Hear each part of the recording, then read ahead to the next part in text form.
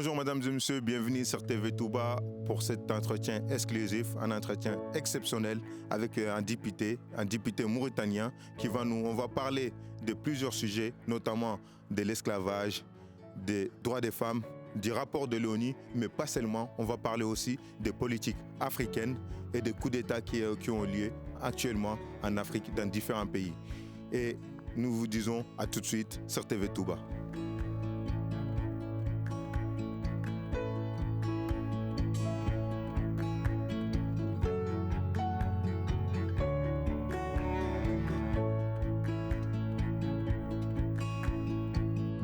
Bonjour mesdames et messieurs, bienvenue sur TV Touba pour cette nouvelle édition, cette nouvelle émission. Et c'est un plaisir de vous retrouver, c'est toujours un très grand plaisir de vous retrouver, et notamment avec des invités de prestige et un invité de prestige qui est monsieur le député Biram Dabeid, député mauritanien. Monsieur le député, bonjour et merci d'avoir accepté notre invitation. C'est toujours un plaisir de vous recevoir sur TV Touba et un plaisir personnel pour moi d'être en face de vous. Et merci pour cette réponse positive à notre invitation. Monsieur le Président, tout d'abord, comme il est coutume chez nous de vous demander comment allez-vous, vous allez bien, avant d'arriver aux questions qui intéressent sûrement nos... Dieu merci. Je viens de terminer des contrôles médicaux. Le micro, s'il vous plaît. Je viens de terminer des contrôles sur le plan médical dans la clinique Saint-Jean à Bruxelles. Et Dieu merci, la santé est bonne. Eh bien, parfait. Mais voilà, comme je le dis, c'est coutume chez nous de demander d'abord les nouvelles de la personne.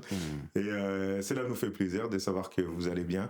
Et monsieur le Président, monsieur le député, président du réseau IRA aussi. C'est pour ça que je vous ai dit monsieur le Président. Mais vous êtes député, tout d'abord député de la République islamique de la Mauritanie. Et on va rentrer sur une actualité chaude directement parce que le temps nous est compté. Et qu'est-ce que vous pensez du tout nouveau rapport de l'ONU qui vient de sortir sur l'esclavage contemporain et aussi sur la discrimination contre les femmes, et en Mauritanie notamment, parce que c'est quelque chose qui apparemment qui est, bon, on va dire plutôt négatif pour l'État mauritanien. Donc, qu'est-ce que vous en dites, vous, de ces rapports? Il y a aussi un troisième rapport qui relève de cette actualité brûlante, qui rattrape toujours la Mauritanie, qui met en relief combien la Mauritanie est embourbée dans ses passifs et ses actifs lourds sur le plan de la dignité humaine, sur le plan des droits des citoyens mauritaniens, mais surtout les citoyens mauritaniens d'ascendance africaine, donc les citoyens autochtones d'origine subsaharienne. Qu'ils soient haratines, c'est-à-dire esclaves et anciens esclaves, des tribus, des ensembles tribaux arabo-berbères, ou qu'ils soient polars, soninké, wolof ou bambara, eux aussi fragmentés entre maîtres et esclaves, mais tous globalement victimes aussi d'une machine de discrimination raciale, domestique et d'État, implantée en Afrique de l'Ouest, précisément en Mauritanie, comme un système de gouvernement qui s'apparente beaucoup avec les termes de l'apartheid qui étaient en vigueur en Afrique du Sud avant l'avènement de Nelson Mandela et son pouvoir. Donc, il y a un rapport très accablant pour la Mauritanie sur les disparitions forcées, donc sur ce qui est communément appelé passif humanitaire, sur ce qui est en vérité une tentative de génocide, de dépolarisation, de désoninkisation, de déwolofisation, mais aussi de débambarisation de la Mauritanie. Donc, c'était une tentative de nettoyer la Mauritanie de sa population autochtone, négro-mauritanienne, qui n'est pas locuteur du Hassania. Voilà, je rends hommage aux associations des rescapés, des veuves, des orphelins qui ont travaillé d'arrache-pied, surtout ici en Europe, ici en France, pour mettre les liens nécessaires avec le comité sur les disparitions forcées des Nations Unies à Genève, comme je rends hommage aux organisations indépendantes de défense des droits de l'homme qui ont essayé depuis toujours poser ce problème de manière récurrente, inlassable et lancinante. Maintenant, je pense que ceux qui tiennent le pouvoir en Mauritanie ont compris qu'ils ne peuvent pas effacer les crimes. Ils ne peuvent pas effacer les crimes, ils ne peuvent pas faire taire les victimes, ils ne peuvent pas supprimer les victimes à travers des lois d'amnistie au bénéfice de l'impunité de ceux qui ont commis ces crimes de sang, ces crimes de torture, ces crimes lourds. Je pense que c'est un enseignement aussi que doit prendre en compte les différents opportunistes, arrivistes, laudateurs du pouvoir parmi les communautés négro-mauritaniennes, parmi les communautés haratines et les communautés arabo-berbères, qui surfent sur ces thèmes pour faire de faux témoignages, de fausses déclarations contre les victimes, contre la réalité, contre les crimes, contre la réalité du crime, pour pouvoir faire passer ces crimes sous l'impunité et pour aussi essayer de discréditer les victimes, les rescapés et leurs ayants droit. Ça, c'est un fait. L'autre fait, c'est le rapport du rapporteur spécial des Nations Unies sur les formes contemporaines d'esclavage. Malgré les faux témoignages, les mensonges, les manipulations, malgré toutes sortes de tentatives de désinformation orchestrées par le gouvernement mauritanien à travers les organisations qui lui sont affiliées, comme le commissariat aux droits de l'homme, qui est le ministère aux droits de l'homme, la Commission nationale des droits de l'homme mauritanienne, les mécanismes contre la torture et le comité mauritanien contre la traite des personnes, affilié à la primature, bureau du Premier ministre mauritanien. Toutes ces organisations qui sont censées et déclarées par l'État mauritanien comme étant des organisations indépendantes, chargées de s'occuper des droits de l'homme, se sont avérées des organisations, des sinécures pour des prévaricateurs, des hommes corrompus. Mais, monsieur le député, je vous coupe un peu, c'est là où je voulais en venir, en fait, parce que vous dites que, en fait, on se rend compte que ce rapport de l'ONU, elle est particulièrement dur vis-à-vis de l'État mauritanien. Tous les deux rapports. Mais en même temps, on se rend compte qu'on voit aussi que avec le tribunal spécial qui est mis en place, qu'il y a eu des premières condamnations et qu'il y a des jugements qui sont en train de devenir assez courants maintenant, tout ce qui est contre l'esclavage. Tout ceci est faux. Comme je disais tout à l'heure, le rapport, les différents rapports, celui du CED sur les disparitions forcées, donc sur les tueries collectives, les assassinats collectifs et extrajudiciaires en Mauritanie, sur les tortures subies par les Mauritaniens, et le rapport par les négro-mauritaniens entre les années 86, entre 1986 et 1992, mais aussi le rapport du rapporteur spécial sur les formes contemporaines d'esclavage, qui frappe la communauté Haratin, locuteur du Hassania, donc les esclaves et les anciens esclaves des Arabo-Berbères, qui représentent la majorité du peuple mauritanien, mais aussi l'esclavage qui frappe les communautés et les factions traitées comme esclaves ou considérées comme telles dans les milieux soniqués, dans les milieux polars, dans les milieux bambara ou wolof. Je pense que tous ces esclavages ont été répertoriés par le rapport du rapporteur spécial des Nations Unies sur les formes contemporaines d'esclavage qui a visité la Mauritanie en mai 2022. Ce rapport stipule que la Mauritanie est dans la logique et une opération de communication visant d'envoûter la communauté internationale.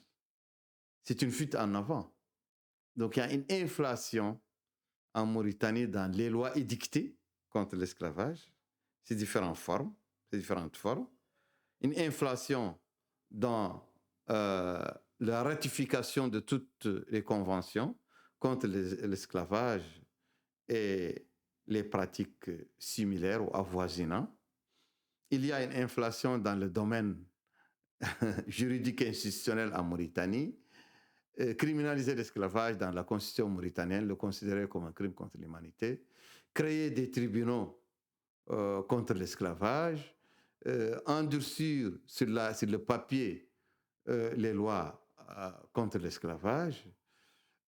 Mais au final, il y a zéro condamnation.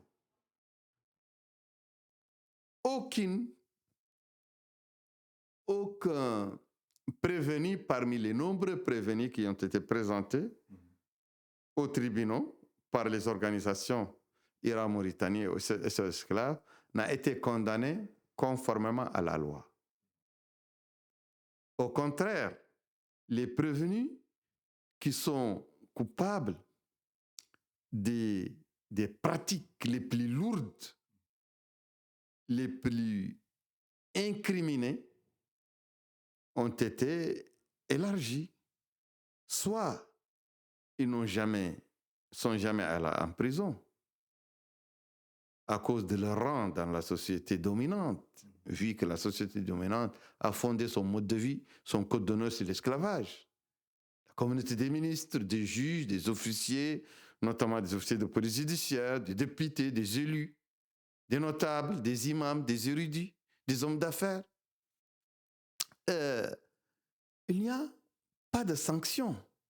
Ceux qui sont sanctionnés sont triés sur le volet et sur des critères qui narguent le droit international. C'est des critères de démission totale de l'État et du système judiciaire. C'est une prise de position contre les victimes et pour l'esclavage. Pourquoi?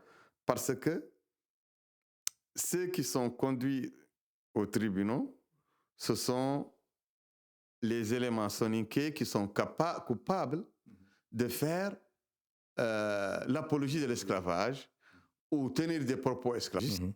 Oui, là, ils sont traînés dans les tribunaux parce que la Mauritanie, le gouvernement mauritanien, dans sa ligne de déni de l'esclavage, au sein de la communauté moure, il essaye de prouver que l'esclavage existe dans les communautés négro-mauritaniennes. Et dans un instinct raciste notoire et grégaire, les suprémacistes qui dirigent la Mauritanie considèrent l'esclavage comme une affaire de Noirs. Que ce sont les Noirs qui vendaient leurs fils et ce sont les Noirs qui esclavagisent les Noirs jusqu'à maintenant. Et ils donnent l'exemple de l'esclavage en milieu soniqué. Et c'est pourquoi ils veulent bien envoyer en prison des soniqués, les condamner et étaler à la face du monde. Voilà, l'esclavage, c'est pas chez nous. Mais les Mours, les soniqués qui pratiquent un esclavage coutumier, et bien sûr à réprimer à juste titre, à condamner à juste titre. Mais dans la communauté arabo-berbère, l'esclavage pratiqué est un esclavage ancestral et antique qui consiste à faire travailler sans repos, sans salaire, des esclaves possédés, nés esclaves, propriété d'autres personnes, qui n'ont pas le droit à l'éducation, qui n'ont pas le droit à l'école, aux pièces d'état civil, qui n'ont pas le droit à la rémunération et qui n'ont aucune tutelle sur leurs enfants et qui n'ont pas le droit à une famille, mais ils sont rattachés de force à la famille du maître, et dont les fillettes, les filles et les femmes sont violées, un viol codifié par la charia locale, qui est toujours considérée comme la seule interprétation valable de la religion musulmane. Ces filles, ces fillettes, ces femmes sont violées en toute impunité. On les fait travailler en toute impunité, on les donne comme cadeau de mariage, elles sont punies, elles sont châtiées, et voilà, cet esclavage reste toujours impuni. Et quand il y a une plainte, beaucoup de plaintes et beaucoup de dossiers sont dans les tiroirs des tribunaux, ces dossiers, comment ils sont traités? On libère, après quelques jours de prison, on libère les esclavagistes et le dossier est oublié. Mais quand on les libère, parfois, à chaque occasion qu'on veut envoûter la communauté internationale, on enrôle des dossiers où les prévenus ne sont pas là, ne sont pas en prison. On ne les arrête pas. On les voit courir, on les voit vivre, mais on ne les convoque pas au tribunal, mais on les condamne par contumace à 20 ans de prison, 15 ans de prison, 30 ans de prison, et on exhibe ça au Conseil des droits de l'homme des Nations Unies. On exhibe ça dans les médias. On exhibe ça aux visiteurs, ceux qui viennent voir, aux partenaires de la Mauritanie. Voilà, on a condamné à 20 ans, on a condamné à 15 ans, à 10 ans. Mais ces condamnations sont sur le papier. Jamais elles ne sont appliquées. Et les prévenus qui sont condamnés dans ces dossiers sont visibles à l'œil nu par les juges, par les officiers de police judiciaire, par le gouvernement. Mais c'est une entente tacite entre le groupe, le bloc dominant arabo-berbère qui a fondé son mode de vie et son code d'honneur sur l'esclavage, à ce que ces gens ne soient pas punis. Donc, ce sont ça les condamnations dont vous parlez. Les condamnations des gens par contumace, mais qui ne font jamais la prison, qui vivent totalement l'impunité totale. La condamnation est seulement sur le papier. Et les condamnations pour apologie d'esclavage de quelques éléments parmi la communauté soninké, à juste titre d'ailleurs, mais c'est seulement pour les douaniers, ceux qui pratiquent un esclavage ancestral, antique, économique, social, sexuel et culturel. Et monsieur le député, on va encore rester un peu sur ce rapport rapidement en parlant d'une autre population qui est discriminée et très largement discriminée et en Mauritanie, la population féminine. Et les femmes sont très largement discriminées parce qu'on le voit dans nos représentations étatiques. Et notamment même au niveau de l'Assemblée nationale, il y a la représentation, la représentativité qui est très très basse, et aussi dans les on va dire dans les grandes instances, notamment ministérielles, les postes ministériels. Et aujourd'hui, on voit aussi dans ce même rapport de l'ONU, enfin un autre rapport qui est dans ce même sens-là, que les femmes aussi, mais il y a du chemin encore qui reste à faire, mais pourtant dans la loi mauritanienne, on a tendance à dire que la femme a plus de droits que l'homme. Bon, non, ce n'est pas exact. Il y a une certaine vision de la femme chez la communauté arabo-berbère. La femme, elle est ménagée quand il s'agit du travail, quand il s'agit de l'apport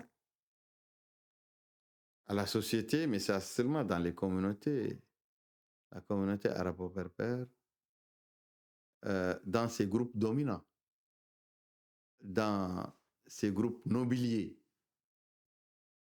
les factions nobiliaires de la communauté arabo-berbère. Mais ceci, c'est apanage pour une certains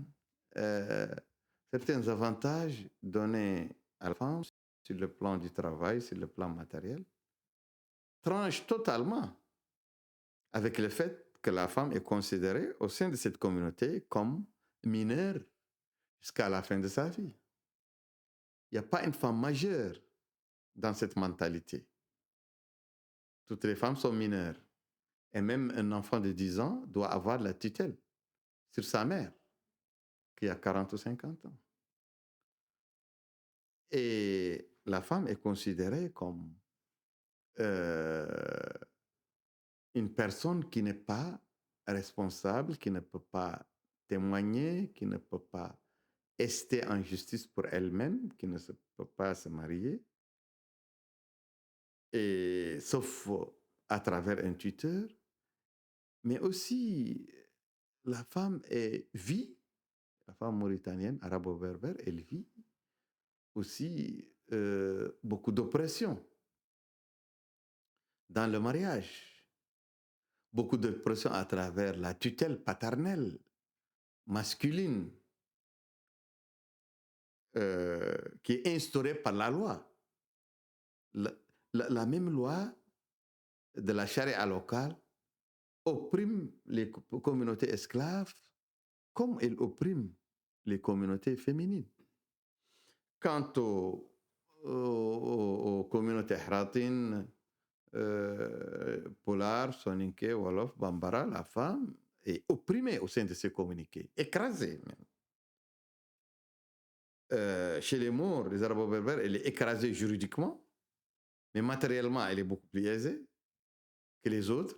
Mais chez les autres communautés autochtones, d'ascendance africaine, donc subsaharienne, mauritanienne, la femme est écrasée sur tous les plans, sur le plan juridique comme sur le plan matériel. La présidente du groupe des Nations Unies contre la discrimination faite aux femmes, qui parlait hier à Nouakchott, à la fin de sa mission, dans une conférence de presse, qui a été d'ailleurs violemment agressée par l'esprit machiste et obscurantiste mauritanien. Un journaliste l'a menacé de représailles séance tenante si elle ne parle pas l'arabe. Il lui a intimé de cesser de parler l'anglais et le français et de parler arabe, sinon il a fait des menaces publiques. Ça en dit long sur l'obscurantisme. Et cette femme est noire, une Éthiopienne. Je pense que ce qui a accentué les degrés d'agressivité de son interlocuteur journaliste, son degré de propos acerbes et méprisants. Mais ça, c'est l'image de la société et de l'État mauritanien. Et elle a dit, en conclusion, que la Mauritanie a subi une daïchisation. C'est-à-dire que l'esprit de Daesh, de l'État islamique, l'esprit de Al-Qaïda, a tellement essaimé, c'est tellement enraciné au sein des pratiques mauritaniennes, même des pratiques officielles, que les femmes n'ont plus de place. Que les femmes n'ont pas un grand espoir de retrouver leurs droits. Et c'est l'image de l'État, parce que le gouvernement mauritanien, qui n'a jamais transformé, comme le demande de manière pressante la recommandation des Nations Unies, il n'a pas transformé la Convention sur le droit des femmes contre la discrimination faite aux femmes, n'a pas transformé cette convention en loi nationale. Et cette loi, à chaque fois, le gouvernement l'envoie de manière nonchalante et avec beaucoup de mauvaise foi au Parlement, tout en mobilisant contre cette loi toutes ces ramifications populaires parmi les érudits, ces laudateurs parmi les érudits, les partis politiques, parmi les organisations Gongo, les organisations pro-gouvernement qui sont là-bas, parmi les députés, les élus. Le gouvernement propose une loi, mais les mêmes laudateurs, parmi les érudits, les religieux, parmi les députés, les élus, parmi les notables, parmi les juges, parmi les journalistes, parmi la société civile, tous les laudateurs qui justifient tout et son contraire pour le pouvoir, qui justifient le racisme, qui justifient la dictature, qui justifient les élections, le simulacre d'élection, qui justifient tous les crimes d'État. Ce sont ces mêmes laudateurs qui sont venus s'opposer, mais ça fait sourire, ça fait rigoler, à une loi que le gouvernement propose au Parlement.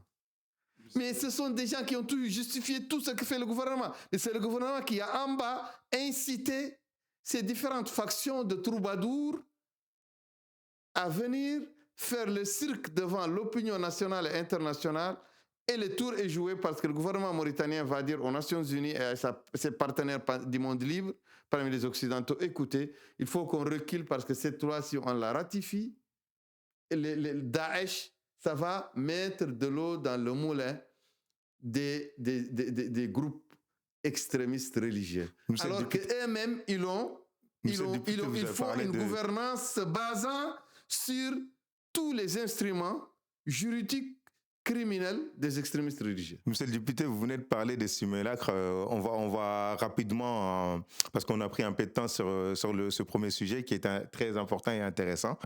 Et pour la politique africaine, parce que vous venez de parler de simulacre, et parce qu'on va parler un peu de politique africaine, parce que c'est quelque chose qui nous intéresse aussi. Et en ce moment, on vit un moment, je ne sais pas si on doit dire difficile ou exceptionnel au niveau de l'Afrique, de coups d'État, que ce soit militaire ou institutionnel. On en voit tous les 4-5 mois. Et vous, au niveau de la Mauritanie, on sait qu'on en a vécu pas mal. Et vous en avez vécu particulièrement. Enfin, vous en avez insisté. Et qu'est-ce que vous pensez de cette nouvelle mode au niveau africain, qui n'est pas aussi nouveau pour la Mauritanie, de coups d'État, qu'elles soient institutionnels ou militaires? Et quelle démocratie pour l'Afrique réellement demain? Bon, tout simplement, on assiste à la fin de l'état de grâce pour les régimes faussement démocratiques, pour les présidents faussement élus. On assiste à la fin de l'état de grâce selon les peuples africains et selon les jeunes officiers africains. On assiste on a atteint la case de l'insupportable, le stade de l'insupportable. Personne ne peut plus supporter que des accolades, ces échanges de discours convenants, convenus, complaisants entre le monde libre et certains régimes africains qui sont corrompus, qui sont antidémocratiques, qui sont ethnicistes, mais qui organisent régulièrement des simulacres d'élections et qui instituent des institutions pour la supervision de la démocratie et pour l'état de droit, une justice, un parlement, une CENI, une commission électorale nationale indépendante, alors que toutes ces institutions sont creuses, sont en vérité manipulées par le pouvoir exécutif, par une famille, un clan de corrompus, de prédateurs des droits des citoyens africains, mais prédateurs aussi des richesses de ces pays. Je pense que ce système est usé et les Africains ont atteint un degré d'appauvrissement, de pauvreté, un degré de désespoir, un degré de déliquescence de l'État dans tous ses compartiments. qui fait que les gens ont tendance à rejeter ce système. Et je pense que, néanmoins, c'est ce qui a causé la chute un peu partout de certains régimes dits démocratiques en Afrique de l'Ouest. Mais on va assister encore à la chute d'autres régimes, comme le régime mauritanien, qui est un régime corrompu jusqu'à la moelle des os, qui est un régime basé sur la discrimination raciale, sur l'apartheid qui ne dit pas son mot, mais un apartheid arabo-musulman contre des Africains, en Afrique de l'Ouest ici, en Mauritanie, des Africains autochtones. On se dirige vers le mur. Le monde, la communauté internationale, l'Occident, et nous, les Africains de l'Ouest, du Sahel-Sahara, on se dirige vers le mur si nous sommes obligés de choisir entre deux choix, entre la peste et le choléra.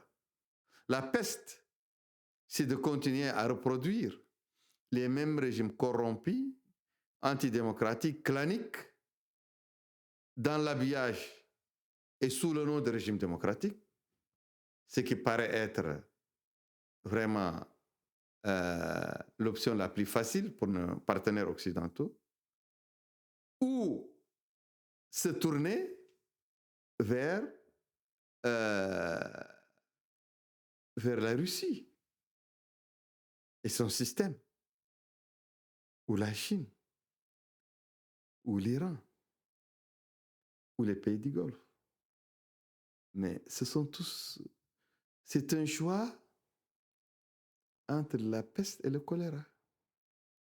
Donc pour vous, le choix doit être quoi? Les deux modèles sont tous des modèles. Quel peut être le modèle que l'Afrique doit adopter? La vraie démocratie. C'est-à-dire que les États-Unis d'Amérique, le Canada, les pays d'Amérique du Nord, les pays de l'Union européenne, qu'ils choisissent pour nous ce qu'ils ont choisi pour eux. La vraie démocratie, où il y a une manière du peuple de s'exprimer pour sanctionner un gouvernement, pour faire élire un gouvernement, pour créer l'alternance régulière. C'est ce qui va permettre au peuple de souffler, de respirer. C'est ce qui va permettre à ceux qui gouvernent, parce qu'ils sont élus, et ils peuvent être demi, ils peuvent être aussi renversés par les urnes, ils sont arrivés par les urnes de manière transparente, ils peuvent être renversés par les urnes de manière transparente. C'est en ce moment que ceux qui gouvernent vont travailler, parce qu'ils vont travailler pour mériter la confiance du peuple, pour se maintenir au pouvoir ou arriver au pouvoir. Mais si ce sont les gens qui sont au pouvoir qui eux-mêmes organisent leur réélection de manière automatique, en manipulant les constitutions, en orchestrant des coups d'État électoraux, en manipulant les listes électorales, en réprimant leurs opposants, en les privant leurs opposants de liberté, en interdisant les partis politiques comme en Mauritanie, en éliminant la grande majorité du peuple, en refusant de les recenser et de les inscrire sur les listes électorales, parce qu'ils sont de telles communautés, ils sont de tels milieux, donc ils vont voter contre nous. On va nettoyer la liste électorale de leur présence. On va les priver de partis politiques. Ils ne peuvent pas faire de la politique. Donc ça, ce ne sont pas des régimes qui peuvent perdurer actuellement en Afrique. Il faut que les Africains comptent d'abord sur eux-mêmes, choisissent la démocratie, choisissent l'état de droit, mais il faut que les Occidentaux, la communauté internationale, les Nations Unies, respectent nos choix et ne nous imposent pas les choix qui nous sont imposés par nos dirigeants qui sont organisés dans des clubs de chefs d'État qui répriment tout changement transparent, comme la CEDEAO et l'Union africaine. Je pense aussi que sur le plan du terrorisme, juste avant pour en arriver à là, d'ailleurs, c'était ma prochaine question. Sur le plan du terrorisme, on sait qu'aujourd'hui, il y a beaucoup de pays africains qui accusent la Mauritanie d'être une base arrière du terrorisme au Sahel. Et comme vous allez rentrer sur ce sujet-là, qu'est-ce que vous en pensez de ça, en fait, de ces accusations envers la Mauritanie, l'État mauritanien, d'être une base arrière du terrorisme, d'où le fait qu'il y a peu de terrorisme en Mauritanie? Bon, ce que je peux en être sûr, et je peux vous dire ici, sans risque de me tromper, c'est que la Mauritanie est la base arrière de l'idéologie du terrorisme en Mauritanie. Les écoles, les érudits mauritaniennes et certaines écoles dites religieuses, ce sont des écoles de l'ingénierie du terrorisme. Ce sont des écoles. Là, ce sont les hauts lieux de formation des grands adeptes de l'extrémisme violent en Afrique de l'Ouest et dans le monde. Parce que les instruments idéologiques et la vision des érudits mauritaniens qui sont même au sein du pouvoir, en Mauritanie, qui sont alliés du pouvoir et qui soutiennent le pouvoir et qui font partie intégrante du pouvoir, leurs instruments idéologiques sont les mêmes que les instruments idéologiques des gens de Daesh et de Al-Qaïda. La preuve, c'est que le seul État dans le monde qui a une législation qui s'apparente à celle de Daesh et de Al-Qaïda, c'est la Mauritanie. L'article 306, qui a été corsé tout récemment, qui a été changé et dont la dureté a été renforcée par les autorités mauritaniennes présentes parce qu'il sanctionnait par la peine de mort l'apostasie ou le blasphème, mais permettait aux condamnés de se repentir pour échapper à la guillotine, à la mort. Mais ce gouvernement a enlevé cette dernière disposition. Donc maintenant, le repentir ne sauve plus le condamné de la mort. Donc ils sont en train de durcir des lois. Vous voyez comment ils se sont exprimés contre la proposition des Nations Unies de la loi contre la discrimination faite aux femmes et aux filles. Ce sont des réactions violentes. La représentante des Nations Unies a failli être lynchée lorsqu'elle faisait une conférence de presse en Mauritanie hier pour s'exprimer. Il y a des manifestations partout pour le terrorisme en général qui gangrène la situation, la sous-région du Sahel. Moi, je pense que la communauté internationale, l'Union européenne et les Nations Unies, l'Occident, ne doivent plus envoyer des troupes au Sahel pour combattre le terrorisme. Je pense qu'il faut laisser les Africains eux-mêmes, les Sahéliens, régler leurs problèmes avec leurs tendances terroristes. Mais si certains Africains, certains Sahéliens sont autant meurtris par les gouvernements corrompus, jusqu'à ce qu'ils sont retournés pour trouver refuge dans le modèle de l'extrémisme violent et de l'État islamique, il faut les laisser faire l'expérience. Mais je pense que quand ils font l'expérience, l'État islamique, quand il est implanté dans ces États, ce sont les populations elles-mêmes qui vont revoir leur position. Et peut-être ils vont se libérer de ces terroristes, de ces gouvernements terroristes, comme l'Europe s'est libérée des gouvernements nazis et s'est immunisée après contre le nazisme, contre le fascisme. Vous êtes député, on va faire une petite pause publicitaire et on revient. C'est le même mode opératoire qu'on doit laisser se faire de manière naturelle en Afrique et au Sahel. Voilà. Nous allons faire une petite pause publicitaire. Nous revenons dans un instant sur TV Touba.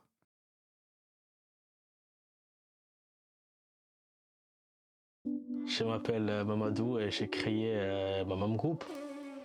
Après mes études en communication, j'ai décidé de me lancer dans la production audiovisuelle et communication digitale à mon compte. La production audiovisuelle est un art complexe qui consiste à créer du contenu visuel et sonore qui raconte une histoire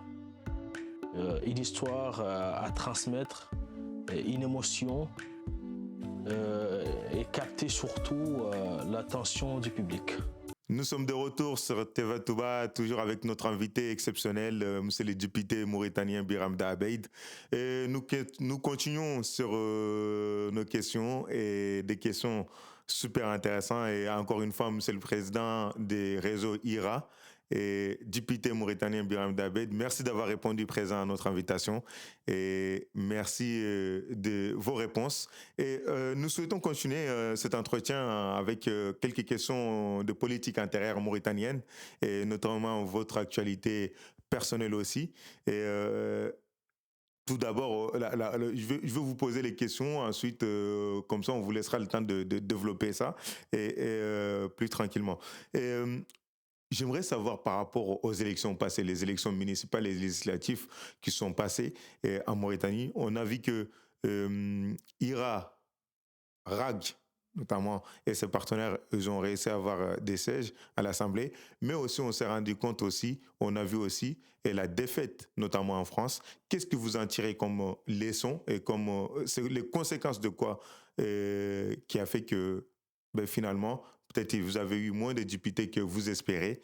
Et ma deuxième question, c'est sur l'accord qui a été signé entre le parti au pouvoir, INSAV, et les deux partis d'opposition qu'on peut dire emblématiques en Mauritanie, et l'RFD et l'UFP, qui a été signé sur un accord de principe sur le fonctionnement de l'État mauritanien. Et ma dernière question qui va par rapport aux élections présidentielles qui arrivent en 2024. Je sais que vous nous avez déjà dit dans le passé que vous serez candidat, mais je vous le redemande, serez-vous candidat? Et serez-vous candidat de l'opposition de manière générale, l'opposition en ordre comme un seul homme, ou vous serez juste candidat des RAG, ou pour une fois on va avoir une opposition rassemblée derrière un seul homme, parce qu'on a vu votre rapprochement avec Samba Thiam, qui est un homme emblématique de la Mauritanie, qui compte dans la politique mauritanienne et dans le milieu militantisme mauritanien. Bon, je pense qu'on a assez parlé sur les dernières élections municipales, législatives et régionales, qui ne sont pas en fait des élections. Ils peuvent constituer un indicateur très limité, mais ces élections sont faussées à plusieurs niveaux, à commencer par l'interdiction des partis politiques les plus forts, les partis qui sont les plus représentatifs de l'évolution politique des Mauritaniens, des aspirations des Mauritaniens, comme le parti RAC, comme le parti FPC. Je pense que ça, c'est un premier handicap qui permet une longueur d'avance au pouvoir, qui est en compétition avec des partis qui ne sont pas présidentiels, avec des partis qui, en grande majorité, se suffisent de la figuration dans la compétition électorale, bien sûr en vendant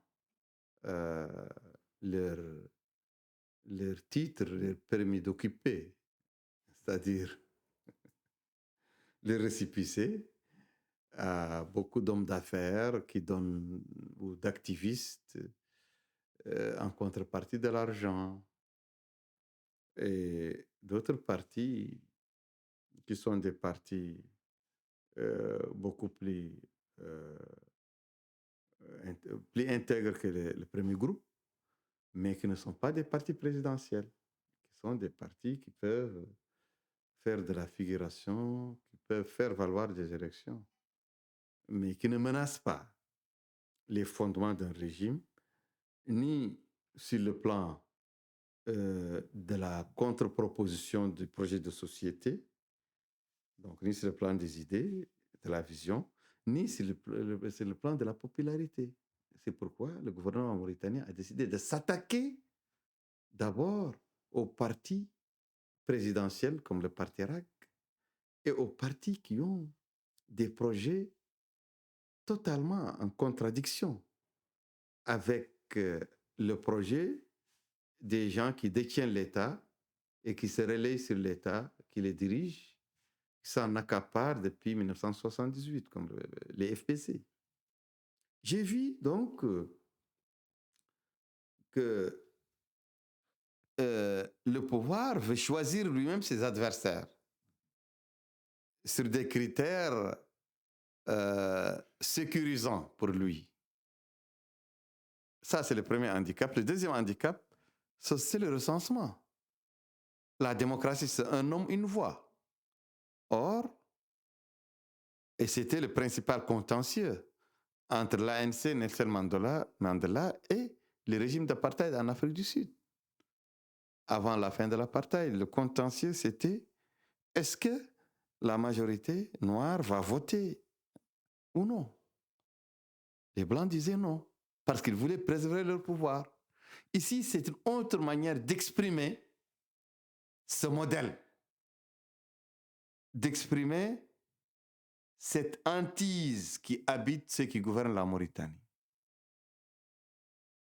Et si les Hratin, 52% de la population, puissent voter, tous, et si tous les Noirs puissent voter, qu'est-ce qu'il adviendrait de la suprématie des chauvins qui détiennent les leviers de l'État depuis 1978 et qui les détiennent au nom des Arabo-Berbères, alors même que la grande masse des Arabo-Berbères est hors circuit de la distribution des richesses de l'État, délaissée, appauvrie elle-même, et qui a tendance à émigrer pour trouver une citoyenneté plus saine, plus clémente, sous les cieux de l'Europe, des États-Unis d'Amérique, de l'Amérique du Nord ou de l'Afrique. Donc, c'est pourquoi il y a le système du recensement des citoyens est un système, c'est un sujet tabou. Et vous voyez les complaintes, les plaintes des masses mauritaniennes, noires et hratines, qui courent derrière les papiers de citoyenneté, donc les papiers d'état civil. Donc, une forte minorité qui fait la différence parmi les Mauritaniens, voire la moitié des Mauritaniens n'ont pas accès au vote parce qu'ils n'ont pas accès aux pièces d'état civil ni à leur inscription sur la liste électorale. Donc, c'est une purge qui est faite, savamment orchestrée, qui fait un ciblage des foyers de contestation. Par exemple, nous, on connaît que le RAG, Biram, sont très forts à Nouadhibou, à Nouakchott, 5e, 6e, Elmina, Rosso. Donc, le président Azouani et son équipe, ils ont voulu éviter le vote massif. C'est pourquoi, dans la liste électorale, ces villes ont été vidées de leurs électeurs traditionnels qui votent pour nous. Ils n'ont pas pu trouver de carte de vote. Ils n'ont pas pu trouver, ils n'ont pas pu voter. Et la CENI, qui est un maillon du pouvoir, a fait recenser avec le ministre de l'Intérieur, qui chapeaute tout, fait recenser justement les populations même importées d'autres villes. Dans beaucoup de villes, ils ont fait importer des électeurs qui viennent d'ailleurs pour les inscrire, pour battre dans des élections locales le parti Sawab Mais monsieur le député, hein, j'ai eu l'occasion d'être présent à ce moment-là en Mauritanie, et notamment au niveau du Guidimara. Je me suis rendu compte et j'ai constaté que, mais même au niveau du Guidimara, malheureusement, le parti RAG, qui était censé C'est pas le être... parti RAG. Mais en tout cas, qui devait être... Le parti RAG est interdit. Oui, non mais Sawab, si vous voulez. Bon, justement, c'est bien. Beaucoup de gens, Sawab. tu sais, Voilà. la popularité du parti RAG, quand c'est le parti RAG, ça, c'est une intifada électorale et populaire. Mais quand le RAG veut passer à travers Sawab, c'est d'abord la moitié des électeurs qui démissionnent, qui ne veulent pas voter sous les couleurs de Sawab. Ça, c'est un handicap réel, il faut le reconnaître. Et l'État, pourquoi l'État a peur de nous laisser utiliser le RAG? Parce qu'il y a la magie dans le RAG.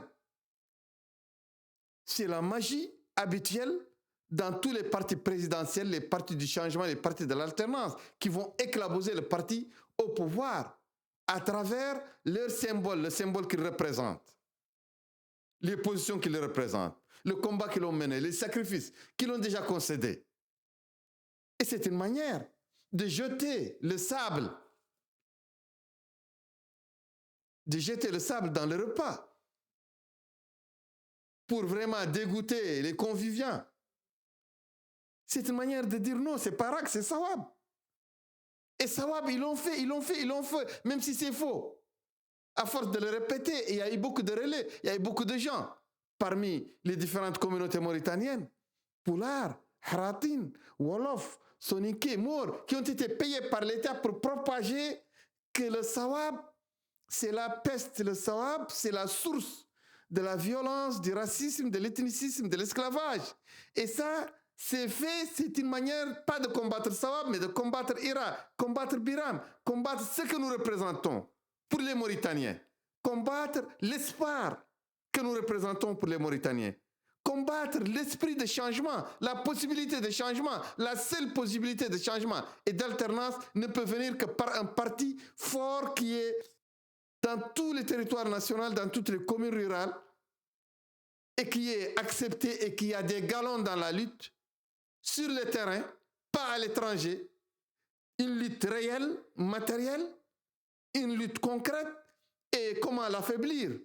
Il faut l'affaiblir à beaucoup de procédés, notamment ce procédé de ne lui laisser la chance de pouvoir participer à la démocratie qu'avec un seul parti qui s'appelle Sawab, qui est diabolisé, largement diabolisé, et l'État a financé toutes les officines de l'opposition et du pouvoir pour le dialogue.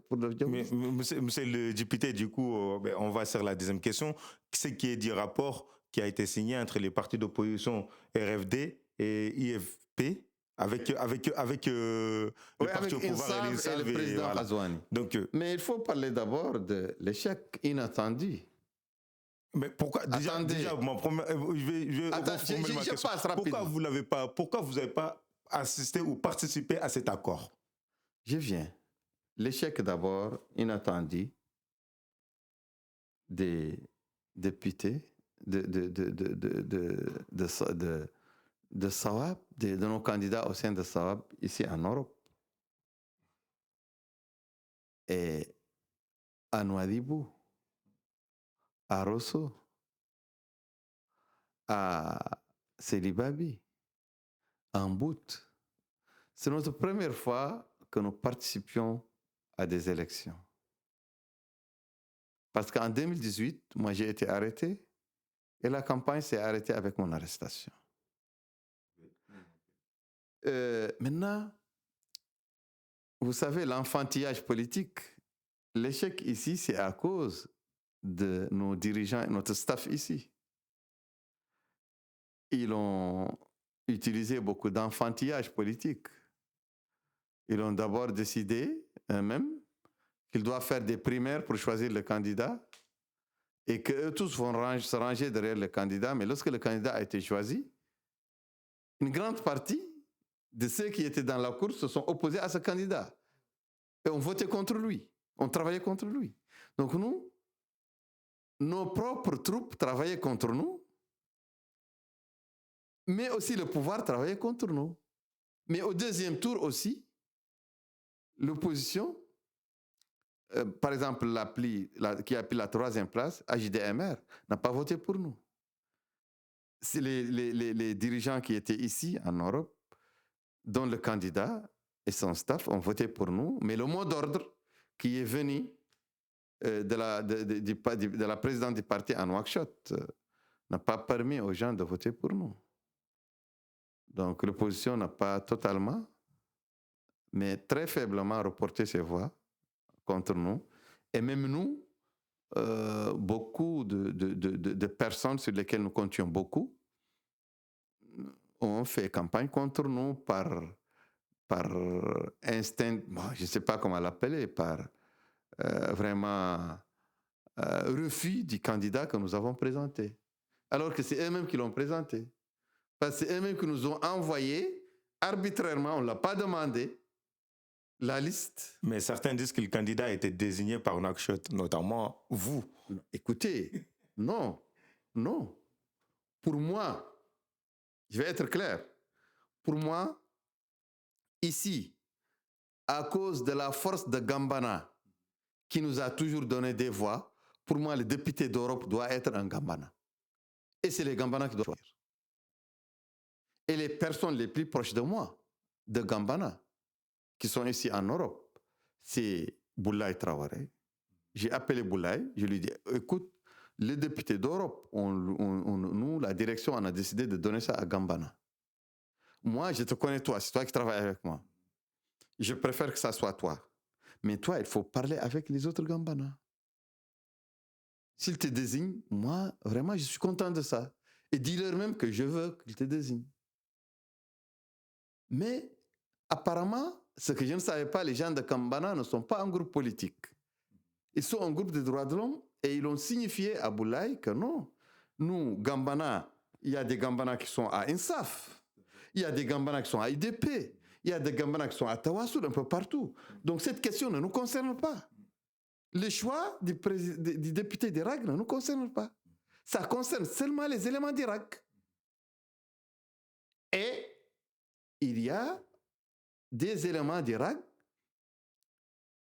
qui sont dans les bureaux locaux du parti Irak, qui ont discuté entre eux. Parmi ces gens, il y a plusieurs Gambana. Donc, ils ont discuté pour tomber d'accord sur un seul candidat, ils n'ont pas tombé.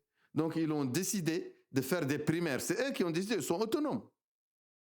Nous, à la direction de Nouakchott, si eux, ils désignent quelqu'un, nous, on accepte n'importe qui. Mais nous, on a une seule recommandation. C'est pour que ça soit vraiment judicieux, pour que ça soit correct et juste, il faut désigner un Gambana. Parce que c'est la force de frappe électorale ici qui soutient l'Irak. S'il vous plaît, c'est important. Après, mais eux, ils ont fait fi de ça. Le groupe, la direction du parti a désigné des primaires et chacun est libre candidat. Il y a 3 Gambana qui étaient candidats. Ou même 4. Avec d'autres candidats aussi, d'autres obédiences, d'autres origines. Bon, ils nous ont dit ça, on dit ok, mais désignez votre candidat par primaire ou par ce que vous voulez. L'essentiel, c'est que désignez votre candidat. Vous êtes autonome. Mais à notre grande surprise, ils nous ont envoyé, ils nous ont dit, nous ne sommes pas tombés d'accord. On vous envoie les dossiers de tous. C'est à vous la direction de désigner. Et la direction a épluché les dossiers et a posé des questions à quelques personnes ici et là-bas sur chaque candidat. Et celui qui a eu le plus de points, c'est Boubouba. Moi, je ne connaissais pas Boubouba avant qu'il ne soit candidat. Je ne le connais pas. C'est faux, c'est du mensonge. Ils ont menti, les gens qui disent qu'on a désigné Boubouba arbitrairement. C'est faux. C'est eux qui l'ont désigné. Après, lorsque Boubouba a été désigné, certains parmi les prétendants qui étaient candidats ont dit non, on ne le reconnaît pas parce qu'il n'est pas parmi nous. S'il n'est pas parmi vous, qui l'a amené chez nous? Qui a envoyé son dossier chez nous? C'est vous, c'est pas nous. Nous, on ne le connaît pas. D'accord, monsieur le député, on va passer à la deuxième partie. C'est ce qui a fait que nos propres dirigeants ici se sont retournés contre leur candidat. Et ont voté contre lui. C'est le premier origine de l'échec.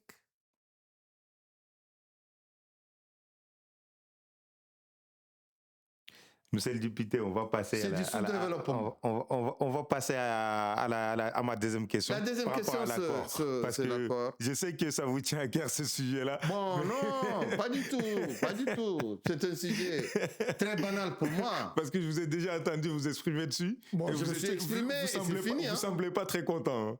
Bon, je ne suis pas aussi mécontent, mais j'ai dit les choses de manière crue, c'est tout. Je ne me laisse pas faire.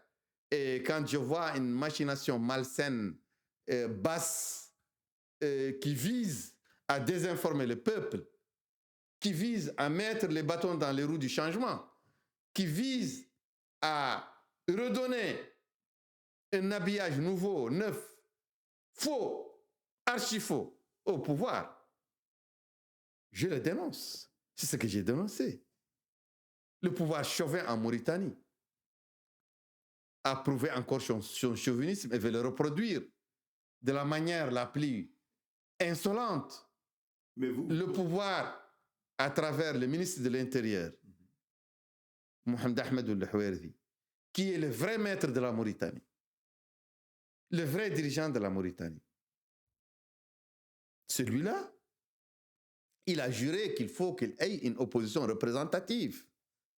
Parce qu'il a dit que l'opposition des Harat et des Kouar n'est pas représentative.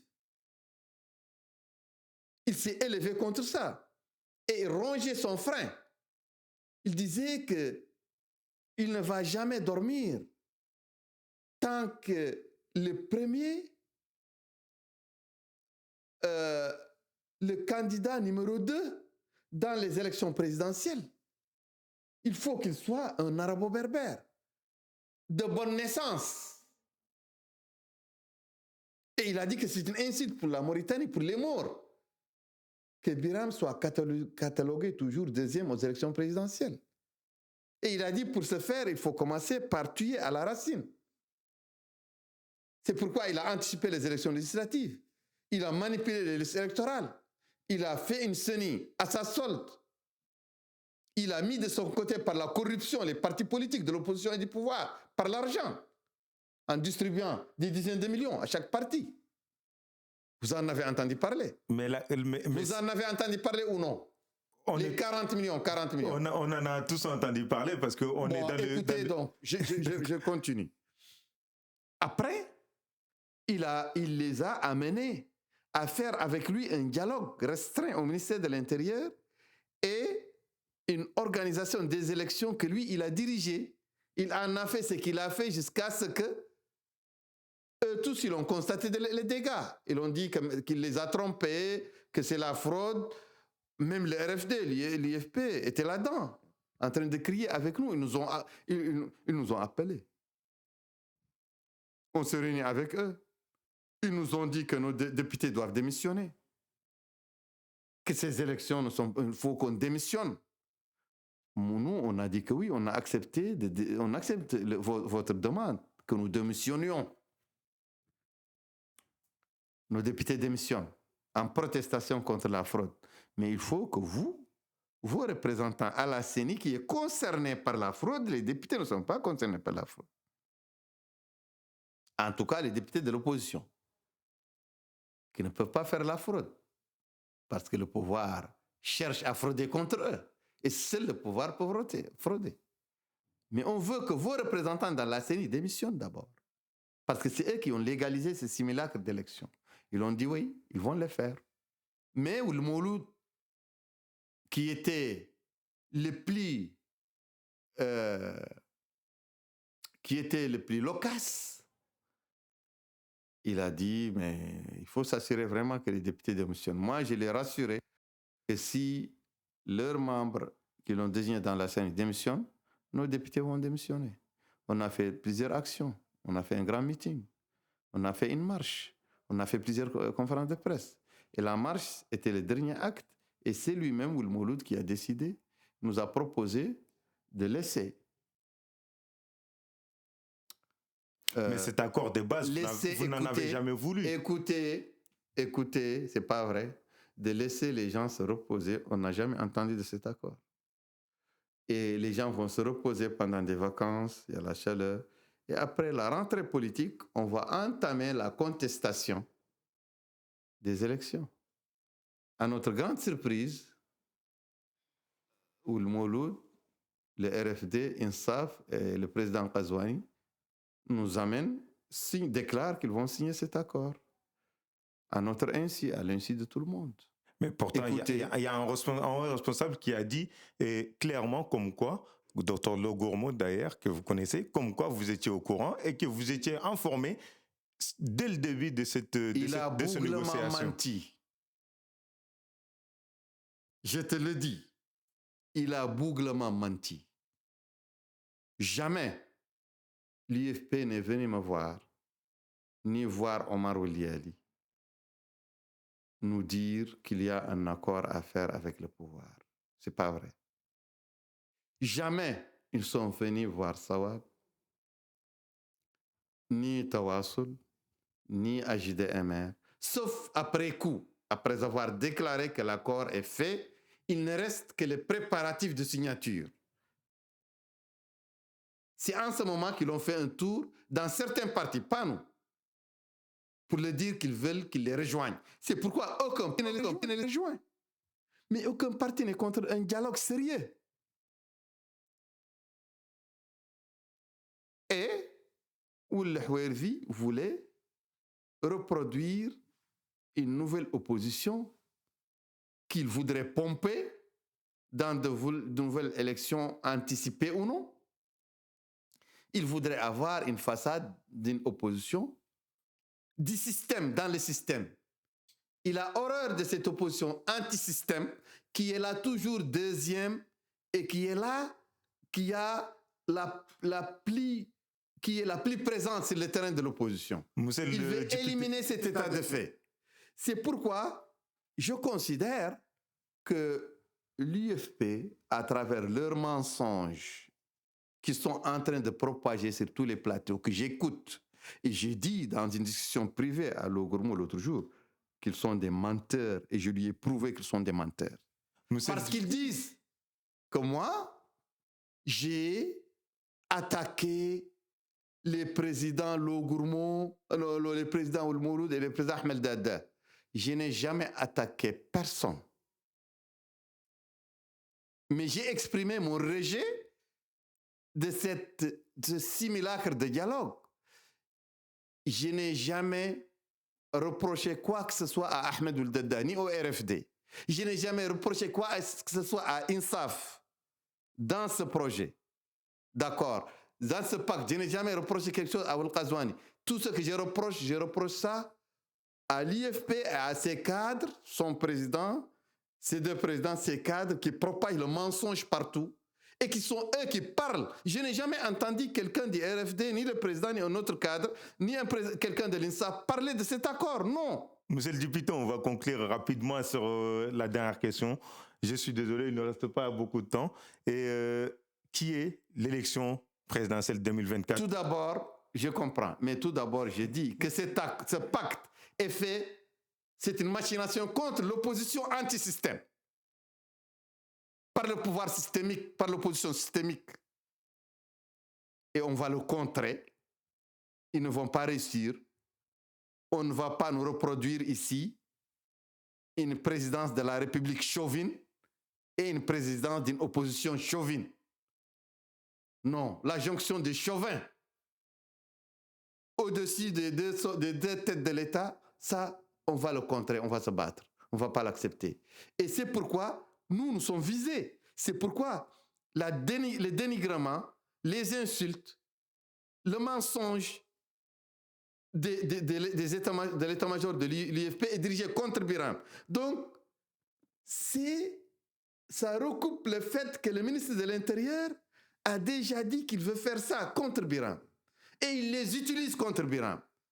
Et il accepte d'être utilisé contre Biram, contre le RAC, contre la force de l'opposition anti-système. Monsieur le député, j'aimerais qu'on concluse vraiment sur cette dernière question, parce que c'est quelque chose que nous, Mauritaniens, et je pense que les téléspectateurs de TV Touba veulent savoir. L'élection de 2024, vous êtes candidat, vous nous avez déjà dit, mais j'aimerais que vous nous répétez. Et est-ce qu'on peut espérer une liste comment avec M. Samba Thiam et d'autres partis d'opposition au lieu d'être en ordre dispersé comme ça a toujours été le cas en Mauritanie? Rapidement, s'il vous plaît. Écoutez, moi je me demande pourquoi les gens pensent que la seule solution pour arriver au pouvoir, pour battre le pouvoir, c'est une candidature unique. Je ne suis pas d'accord. Je pense qu'en 2019, nous avons bâti le pouvoir. Ghazouani n'est pas élu. Il a orchestré, lui et son mentor, Mohamed Abdelaziz, un coup d'État électoral en 2019. Ghazouani devait aller en deuxième tour avec Biram. Il devrait être bâti à plate couture. Il n'avait aucune chance de gagner au deuxième tour. C'est pourquoi ils ont pris le risque d'orchestrer le coup d'État, de couper Internet, d'emprisonner 4000 personnes, de militariser les rues, les villes, et d'amener l'armée, l'artillerie lourde dans toutes les villes, pour écraser toute révolte potentielle. Donc, je ne suis pas d'accord que nous devrions s'unir, toute l'opposition. Mais il y a une opposition dans le système qui est anti-changement, alternance. Elle veut une alternance familiale, domestique dans le système. Elle veut des révolutions de palais. Oui. Quand vous parlez d'opposition, les gens de l'IFP dans les diatribes contre nous, ils ont dit qu'ils ont fait cet accord avec Ghazouani, avec le parti INSAF, pour faire barrage à l'opposition pyromane, pour faire barrage à l'opposition violente. De quelle opposition pyromane ou violente parle-t-il? Ça, c'est le langage du système. Ils veulent une opposition qui n'est pas rigoureuse sur la lutte contre l'esclavage, qui n'est pas rigoureuse sur la lutte contre le racisme, qui n'est pas rigoureuse sur la nécessité de détribaliser la Mauritanie, qui n'est pas rigoureuse sur la nécessité de frapper d'une main de fer les corrompus, les gabégistes, les laisser-aller économiques. Monsieur le député, on va devoir écourtir, malheureusement. Une minute. Donc, nous allons aux élections, mais avec nos conditions. Vos conditions peuvent être une liste commune. Nous voulons une multitude de candidatures. Donc, nous ne verrons pas une liste Biram Sambacham. Écoutez, parfois, je ne cite pas Sambacham. Je ne cite personne. Mais une vraie opposition rationnelle, responsable, elle connaît qui sont les candidats qui peuvent faire une ponction dans l'électorat du pouvoir. Il y a toujours un candidat principal, mais il y a d'autres candidats qui peuvent jouer un rôle principal dans l'érosion des gens qui pourraient voter au premier tour pour le candidat du pouvoir. Nous les connaissons, c'est technique, c'est stratégique, il faut s'asseoir pour le faire, il faut le faire en commun. Et là, le tour est joué et le pouvoir va tomber au deuxième tour. Sinon, la Mauritanie en 2024 va subir une déflagration dont personne ne connaît l'issue. Juste par un oui ou par un non, si vous ne remportez pas ces présidentielles de 2024, mettrez-vous fin à votre carrière politique? Juste par un oui ou un non, pour conclure. Ben non, mais pourquoi je ne remporte pas ces élections présidentielles 2024? Pourquoi je ne remporte pas ces élections de 2024? Qui est-il en face de moi? Le président Kazouani qui est vomi. Il y a le président sortant. Le président Kazouani qui est vomi. Il n'a aucun électorat. Et je sais que le coup d'État électoral, la violence post-électorale ne passera pas chez les Mauritaniens cette fois-ci. Donc la réponse est, même si vous ne rapportez pas ces élections, vous serez quand même là pour la suite. Si la Mauritanie doit exister, je suis le futur président. Vous ne répondez pas à ma question. Si la Mauritanie doit continuer à exister, je suis le futur président. Merci beaucoup, monsieur le député Biram Dabeid. Nous sommes ravis de vous avoir reçu sur notre chaîne. Et merci à tous les téléspectateurs de TV Touba, à nos partenaires, Mamam Group et Fulbenkem. Et monsieur le député, merci beaucoup d'avoir répondu et merci de nous avoir consacré ces laps de temps. Et nous savons que vous êtes un homme demandé, occupé. Donc, ça nous touche énormément, votre présence sur notre plateau, devant nos caméras. Merci encore. Et merci beaucoup. À une prochaine fois sur TV Touba et sur nos plateformes. Et merci à nos partenaires, Mamam Group, Fulbenkem. À très bientôt.